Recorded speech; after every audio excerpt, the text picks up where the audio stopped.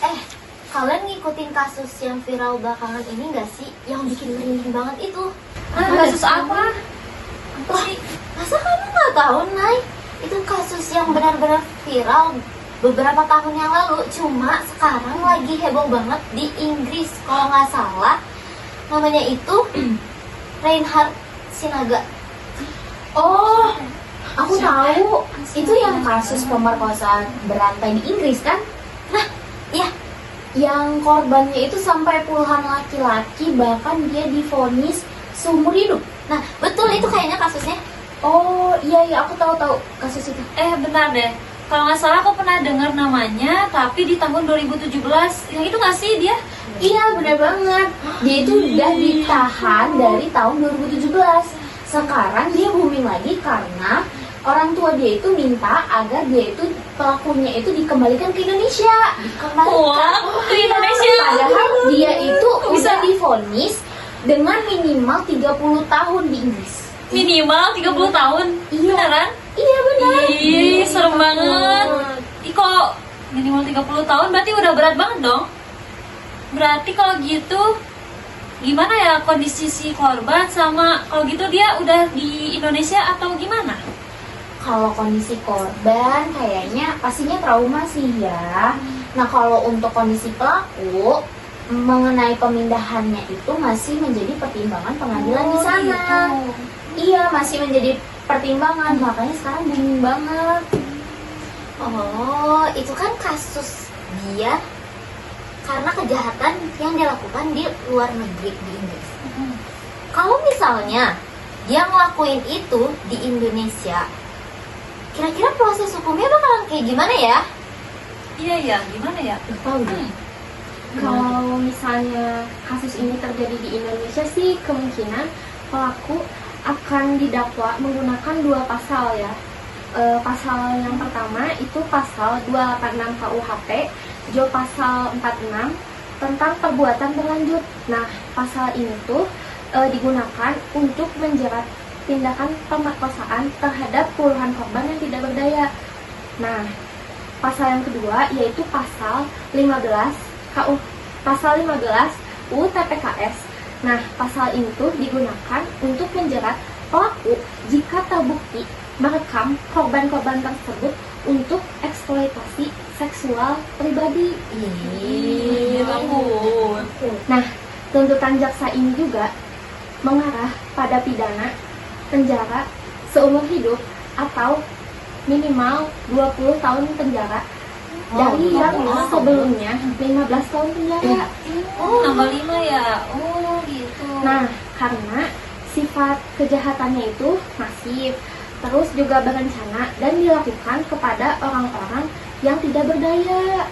Nah, jadi tuntutan ini tuh sudah sesuai dengan hukuman dalam KUHP dan UU TPKS. Oh gitu ya. Berarti kalau dari pandangan hukum kan gitu ya kalau di Indonesia. Tapi aku tuh penasaran gitu, gimana sih kalau misalnya dilihat dari pandangan Islam. Kalau nggak salah aku tuh pernah dengar kalau zina tuh kan masuknya hukumannya tuh rajam sama apa gitu, aku teh lupa. Kalau misalnya itu gimana ya kalau kasus dia? Nah, ini menarik nih. Jadi dalam pandangan hukum Islam ini, tindakan ini termasuk ke dalam kategori berat ya. Bahkan kita disebut pandangan Islam ini disebut fikih jinayah, di mana kejahatan pelaku yang dilakukan ini kan pemerkosaan ya, bahkan sampai berulang kali, lalu berencana juga kan. Nah, ini tuh kita kategorikan sangat berat dan bisa kita sebut juga dengan yang namanya jarimah hirobah. Oh, tapi jarimah hirobah itu apa sih? Aku nggak tahu. Nah, jadi arti jarimah hirobah itu adalah perusakan di muka bumi, di mana tindakan pelaku ini kan sangat merugikan ya bagi kita juga. Nah, sehingga hukuman, menurut aku sendiri, hukuman yang pantas itu adalah hukuman mati loh. Wah, mati. Beneran hukuman mati? Iya, hukuman mati.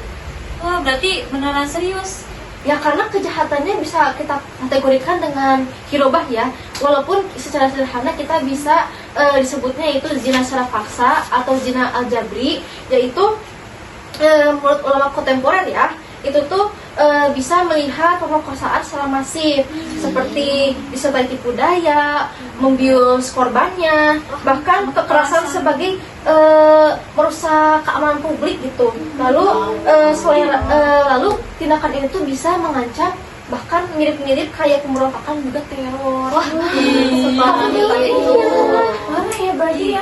Nah, jadi balik lagi ya ke hukum dasar kita yaitu Al-Quran. Di sini aku mau ngambil contohnya tuh ada di surat Al-Maidah ayat 33. Nah, ada arti dari potongan ayat itu kayak gini, membuat kerusakan di muka bumi. Jadi oleh karena itu yang membuat kerusakan di muka bumi ini harus dibunuh atau disalib.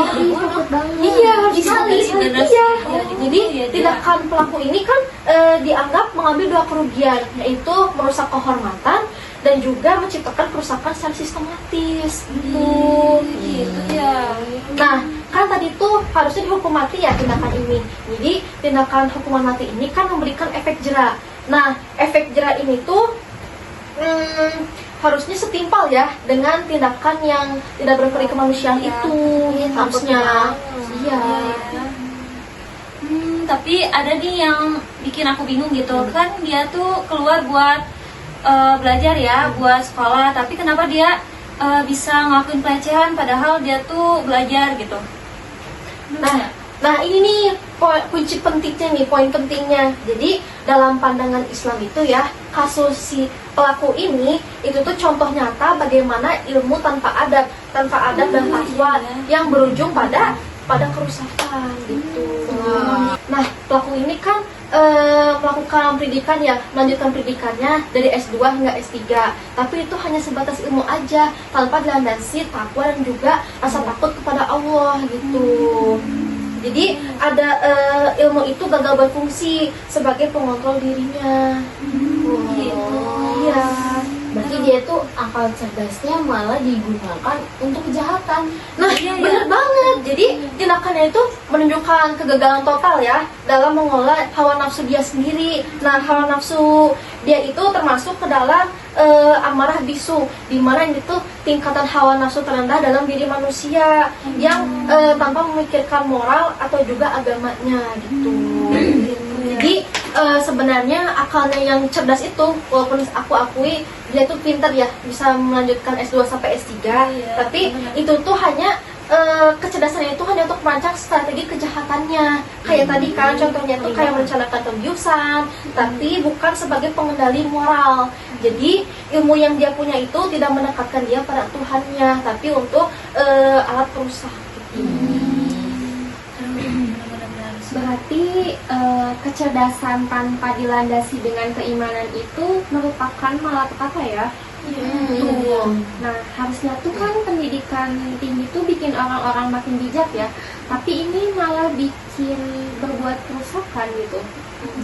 Iya, tapi ngomongin pendidikan tinggi nih ya, aku jadi yakin deh kalau dari kasus ini tuh bukan cuma soal hukumnya ya, tapi juga soal kegagalan moral sama spiritualitas gitu ya.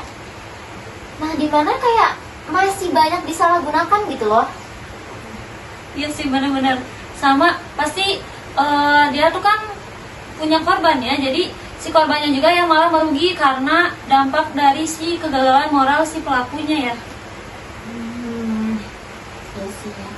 Berarti kasus ini tuh benar-benar ya ngebuka bahwasanya sisi gelap manusia itu gimana gitu. Padahal dia punya privilege, yang dimana gak semua orang bisa belajar ke luar negeri. Benar banget ya, aduh rugi banget tuh. Benar-benar. Kenapa ya? Nah, jadi intinya hukuman itu dibuat untuk menjaga hak-hak dasar manusia seperti hak hidup, hak akal, hak keselamatan, dan hak keamanan. Dan semua hak tersebut sudah dilanggar oleh si pelaku. Iya. Nah, benar banget ya. Jadi pelindungan kehormatan dan juga pencegahan kerusakan di muka bumi ini adalah tujuan tertinggi dari semua hukum, termasuk hukum Islam tepatnya. Itu yang harusnya jadi hukum utama fokus dalam peradilan gitu. Oke, berarti dari kasus yang cukup serius ini, paling enggak kita tuh bisa ya tahu pandangan dari hukum di Indonesia Dan yang paling menarik itu dari pandangan Islamnya ya. Iya, meskipun hukum di Inggris, Indonesia itu udah berat, kejahatan pelaku ini tuh menurut aku ya tetap layak untuk diganjar dengan hukuman maksimal. Nah, betul. Tapi bentar lagi kita masuk nggak sih? Ya juga ya, aku baru ingat. Iya, itu tugasnya belum selesai. Iya, aduh, yaudah tuh yuk kita siap-siap dulu, kita masuk kelas yuk.